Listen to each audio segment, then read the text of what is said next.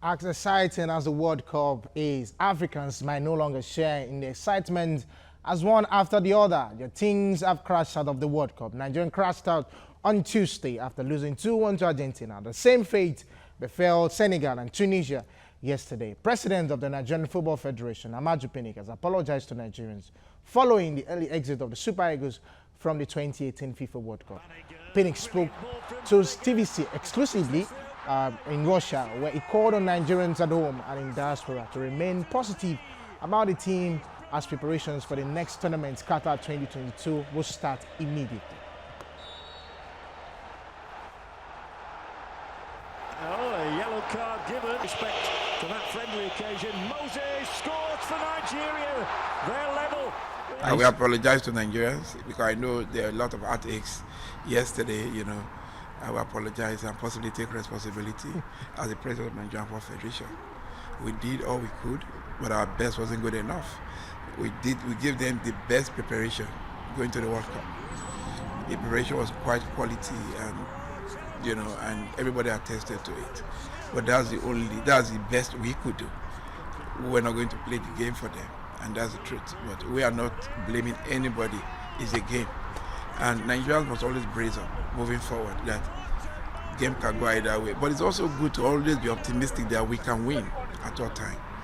But unfortunately, we lost. But we'll take everything into cognizance, look at it, look at the technical crew, work with them. And I can see clearly that we have a contract with RAF for the next 2 years. So we're not going to change any coach. The technical crew will be intact as far as I'm concerned, But what we need to do is just to reappraise the functions or possibly the technical committee, to see how they can work better with the technical crew. That's certainly what we'll do. But as for changing a coach, I'm not in that category because we need an appreciable level of consistency. And I want to congratulate the team again. It's a young team. It's the youngest team based on statistics in the World Cup. And so these are the positives we are taking out from it.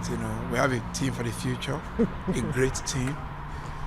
And as far as I'm concerned, we are going to keep them together, inject some new blood. The Enyo Yekuru, for example, Kayode Olarewaju, Lakosa, even Chobakwam, Ibe Jordan, they are ready to come back to Nigeria, Then Victor Osimhen, the Wakali brothers, So we have an amazing array of stars, Sadiq, Umar, and the team for the future, Usman, Mohamed. So the youngest team indeed to the World Cup, Super Eagles of Nigeria. I haven't said with me, sport analyst Obomosigo. And of course, we'll be looking at these stories together, as his dad is also here. So it's a full house today. Well, interesting. It really is interesting. But how is it that 4 African countries could not go Five. Five, yeah. We could not even take it just a teeny weeny bit further than the first round. I was gutted for Senegal yesterday. They went out on fair play rules. I was gutted for them. The most yellow cards, they got more yellow cards than Japan. It was disheartening to see them go out of the World Cup that way. But coming back to Nigeria, we got what we deserved as a nation. I don't know why people are giving kudos to this team. They went to the World Cup, they failed.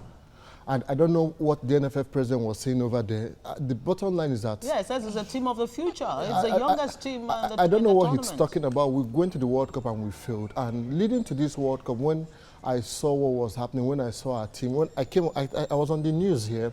Yeah. I compared the Nigerian team because I said in I said on that day that the ultimate team that will be our undoing is Argentina, and it turned out to be so. Leading to this World Cup, the Argentine strikers got 240-something goals among them.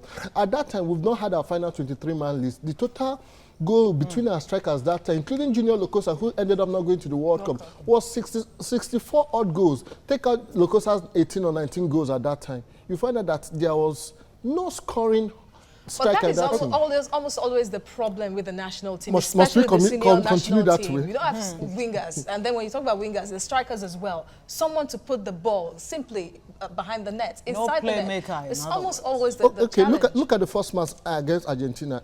the coach, I didn't know what he was thinking. From the under 21 World Cup, when Mikel Obi played, when he got the silver ball in that competition, Jose Mourinho destroyed the creative player in Mikel Obi. He is no longer a creative midfielder. He's a defensive-minded midfielder. Yeah. Because in his quest to accommodate him, he shunted out the most creative player we have in that team to the wing. And he ended up not performing. He dropped him totally from the World Cup. In trying to accommodate Etebo, Ndidi and Mikel Obi in that team, he moved the Iwobi to the flanks. Yes. But take out Mikel if he's not good enough to play the creative defensive midfield. Take him out and It put seems he Etebo and built the Ndidi. team around Mikel Obi. Just to accommodate He builds a team around such a player anymore. You know where I'm even going? Nigeria is a flag playing, a wing playing nation. Yes, yes. For example, you want to play set. Let's even take it out of the Super Eagles. You want to play set, and you want to choose. The first thing you hear is U7, U11. Yes. So we know naturally that we do well on the wings, flanks. on the flanks. But in this situation, nothing of such was even, if you look at the game against Iceland, until when Moses was able to cross that ball. Absolutely. Yeah. That was when, Absolutely. that was when Ahmed Musa was able to score. Now that brings to mind, what was the plan work? You heard what Mascherano said. He said we played like as if it's very difficult to play Nigeria because we don't have We don't have a pattern. No tactics, no pattern. so it brings to mind exactly what. That's why I laughed when the NFF president said it's the youngest team. The youngest team in 2014, Colombia, when they went to the World Cup, they paraded one of the youngest teams. But they got to the quarterfinals of that competition. It's not an excuse. See, we had all it takes to get at least a draw from that Argentine match. We used to be very good in our defensive combination. Look at most of the goals we considered in this World Cup. Schoolboy defending. Did we really have defense? It I was analyzing with some disastrous. people, and the person said Nigeria had backmen and not defenders, and that was why it seemed that it was just difficult We for were them being caught through like hot knife defend in a well. butter against Argentina. Okay. Our defense. Let's look at Egypt. Egypt going to this World Cup, Another sad Held story. a lot of promise. Another sad story. Another sad story. Had a lot of problems after their talisman, Mohamed Salah. had a shoulder injury in the UEFA Champions League final. So it was a big issue for them. But at the same time, Arsene Wenger has always been of this notion that it is very difficult for you to build your team around a player. Yes. So it's very difficult at that time. Then when you go to a proper competition, you find it that the team is finding it very difficult. Just like what Portugal did against Iran. They find it difficult until when Cristiano Ronaldo was able to find the back of the net. Yes. But looking at Egypt, you feel that after 28 years that they've qualified for the World Cup, they should be able to make a statement. Don't forget, they have the highest African Nations Cup 7 times. Yes.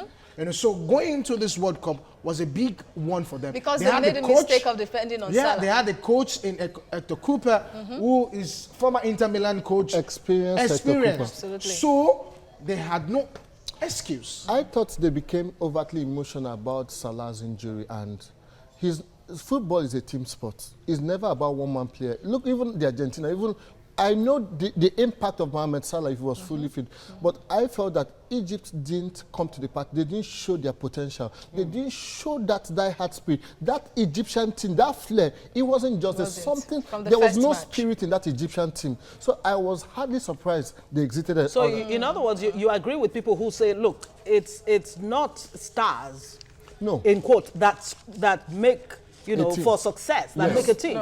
It's good teamwork. Exactly. Now, you talked about experience earlier. Gernot Rohr actually said that experience is what failed our boys on the field at the end of the day with Argentina. His tactics failed our boys. That experience is what Argentina had, and that His was tactics a failed big our edge boys. So they had. why did he take the boys to the World Cup? His tactics as a coach failed our There boys you in go. this World Cup. I don't know. Thankfully, Amadou Pinnick's tenure as NFF president is coming to an end sometime in August. I hope he doesn't come back. Honestly, I hope he doesn't come back. You think he has done Should more Pinnick harm take the blame? to the football game? I had so much hope. Ask Demola. We had so much hope when he was coming in. It's still business as usual. Look at our domestic league. If we are going to be honest with ourselves, we don't know how to tell ourselves. We just have to tell ourselves the truth. In our domestic league, you see 90th minute penalties are like a regular in a domestic league, a league where the referees determine who wins the league. Is that a league? Look at our league. We can't boast of. Look at the players that went to the World Cup. They didn't. None even came on. Yeah. Until we get our league working, we should not expect miracles from our football. But yeah, there's one thing that the league is not working optimally, but sadly, you can't say that the Nigerian league has not produced some spectacular footballers. The sad thing is that once they make their names, they leave Nigeria and go mostly to North Africa first or abroad. And every Nigerian player has this die-hard spirit. They want to do well to go abroad because they know the system in our football structure is next to nothing. Yeah. Let's be honest with ourselves. I look at our league sometimes, I want to cry. There was one time I was following the MPFL over a weekend. Once it was getting to 87 minutes, I saw 6 different penalties awarded to the home teams. We all know how these things are won. Interesting. We are referee determine which team wins. Lawrence, let's look at that Argentina match again. I know you want to move forward from that, but somehow it's like our team showed consistency when it comes to being a second half team and not giving it all it takes from the very first half. And like they say, not giving it at all. Not giving it at all. And matches are won from the bench. Yeah. Did we even have a bench to rely on? Okay. Because you saw those changes by Argentina. Yes. We didn't really have much. Okay. Let me tell you. Someone was saying that going to school is very important. Yeah. Very, very important. So it's not about the fact that you have arrays of stars. So what exactly can you do with them? When it was just 6 minutes. Just 6 minutes. They were like 4 minutes, 86 minutes. That was what we considered. 86 minutes. So what you just need is just lock up. Just lock up. Park the bus. Just park the bus. Look at how he in front of a defender. Let me tell you what Iceland did to Argentina. Yeah. Iceland did what they call zonal marking. One player, you have 5, 3. They did that. They lock you on both sides. They lock you up on both sides. They lock you up on both sides. But in the case for Nigeria, some folks will say, okay, it's because Nigeria is not known for defending. But that's not true. We have Okechukwu, Chidinwano, Taribo West. We have good defenders. We have good defenders. So all we need as at that time was just for you to defend the last 4 minutes. Absolutely. Interestingly, Argentina was looking for a goal, an extra goal, and brought in Aguero. Yeah. Nigeria needed to defend its own goal, was bringing in Igalo. No, not even Igalo. Not even Igalo. You are bringing in. You're bringing in, what's his name? Iwobi. Alex Iwobi. When you should be defending. When you should be defending. Exactly. When you were supposed to bring in more defenders. Another one that I want us to look at, Tunisia. Tunisia, on the other hand, had their first victory against Panama in over 40 years. 40 years. 40 years. So that brings to the floor that what exactly is the African team not doing? Exactly. What exactly are they not doing going to the World Cup? Because I was talking to somebody yesterday. I said, when you look at Barcelona, for example, every team has a technique. Yeah. There's what you call the tactical and the technical part of it. And there's what we call the system of play. For example, in Barcelona, where you want to play, every player knows where exactly to be. Absolutely. And football has gone scientific. That's another point. Mathematical. Exactly. Football has gone scientific. Someone was telling me yesterday that you can imagine when you want to have Cristiano Ronaldo, as his own personal physiotherapist. What exactly is our African players doing to get the best out of them, not just as a team, but as an individual? But then you look at another issue people are raising about conspiracy, kind of, on behalf of, I don't want to mention it, because if you look at some of the officials who officiated African matches, what they did at this World Cup, they did it to not just Nigeria, what they did from the first half, really. Would you want to go into that? I was with Mr. Callistus Chukwujeku. Okay. Yeah. That was the last Nigerian referee I would ever be proud of. Mr. Callistus Chukwujeku. I was with him on Sunday. It was on set with me. We need to go back to the drawing board. We need to take a hard look at ourselves as a country, as a people. See, it takes the willingness of one man who is set to make a change to get things done. Yeah. It's them. The technical department of the NFF is a reward for them, so that when the elections come, they will come together. They will keep, some of them are career football administrators. Nothing. They just work there all their lives. Look at the head of referee assessors of Nigeria. Are they not watching? Don't they care about leaving a mark? Don't they care about the future of this nation? People, are, out of their selfish desires and greed, they don't want to do the right things.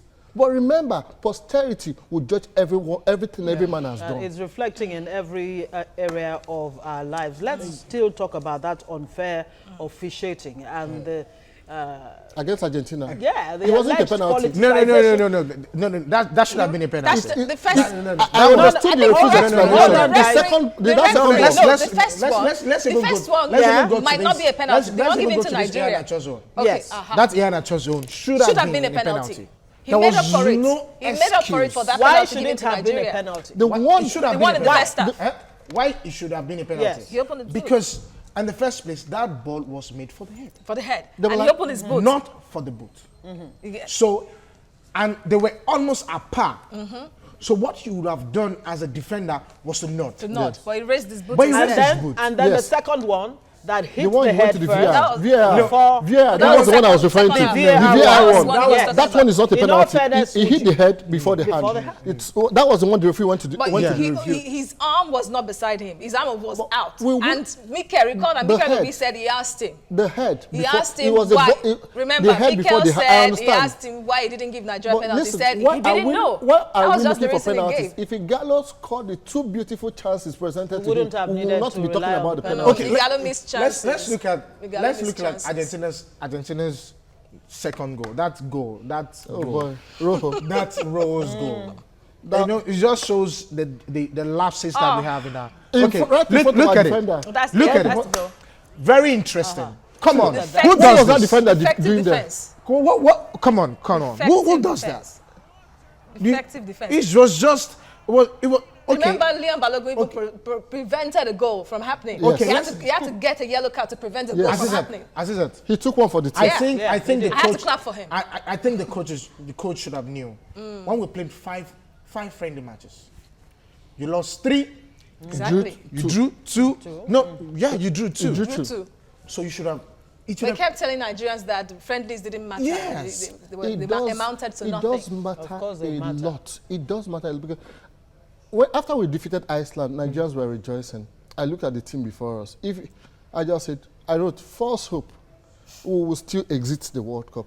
But really, the hunger that you saw in that second half, was it not enough to give anybody so much confidence that really these guys they did so well? Second half of Argentina. Even Iceland too. Second half of Argentina. We were hungry. We were the first 30 minutes against Argentina, we were great. But there was no tactical when we needed that tactic, support from the bench, sit back. You see, we are still bombing forward. Even at 38, before we considered the goal, we are still bombing forward. You needed a draw. What are you going forward for? See what Iceland did to Argentina. Lessons learned from our outing?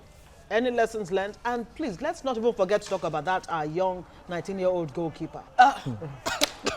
Okay. Any lessons learned? Yes. Oh, my heart. Because you don't want to go there. Any lessons learned? Talk about the tweets. Okay, do you want to ask me what I think? I think that is a promising young man. Talk about the tweets. I won't talk about it. Please talk about it. I will not talk about it. Talk about it. Seriously, I want to talk about it too.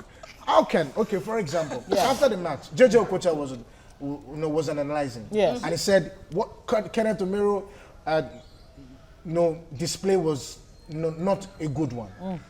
And the wife went on a social media and start abusing and insulting. Even Ojo Igalo's wife. I know Ojo Igalo's, that is bad. And then our young goalkeeper mistakenly, greeted his second son, 17th, happy 17th birthday, and then we must also condemn. No, you don't want to go there. If you are calling out Omero's wife, you must also call out Nigerian fans. We must also be respectful and courteous. Exactly. After the game, I saw they went to the referee's Instagram page. Yes. More than 18 100,000 tweets at him. That threats Curses. went on a Halo's wife insult.